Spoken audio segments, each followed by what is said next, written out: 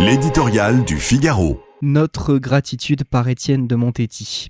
Depuis une semaine, leurs silhouettes noires se découpent sur fond de brasiers incandescents, mobilisant notre attention et nourrissent notre inquiétude. Les pompiers sont partout à l'œuvre où sévit le feu, dans le Var, les Landes, la Gironde. Comme les policiers lors des attentats islamistes, comme les soignants des mois de Covid, ils sont en première ligne de notre sécurité quotidienne, en l'occurrence celle des habitants et des vacanciers des régions touchées. Déjà pendant l'incendie de Notre-Dame, leur courage, leur endurance, leur maîtrise nous avaient impressionnés. Contre un ennemi insaisissable, redoutable, ils livrent bataille, appuyés par des engins lourds et par l'aviation, comme une vraie troupe d'infanterie en action.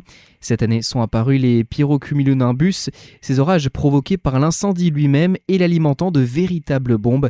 Les images de fournaise nous renvoient à l'enfer tel que décrit par Dante, avec ces flammes si brûlantes que jamais, pour aucun art, le fer ne l'est davantage. En France, les pompiers sont pour quelques-uns des professionnels, mais essentiellement des volontaires.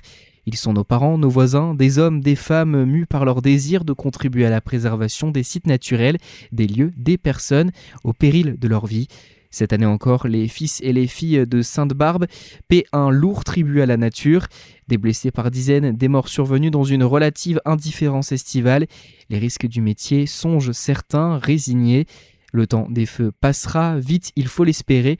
Les pompiers vont regagner leur caserne, remiser leur matériel, reposer leur corps et leur esprit rompus par ces jours et ces nuits de lutte, reprendre leur activité habituelle. Pour eux, pas d'applaudissements à 20h, pas d'accolade spontanée sur le chemin d'une marche de soutien. Ils n'en demandent pas d'ailleurs. Ils ont la dignité silencieuse du devoir accompli.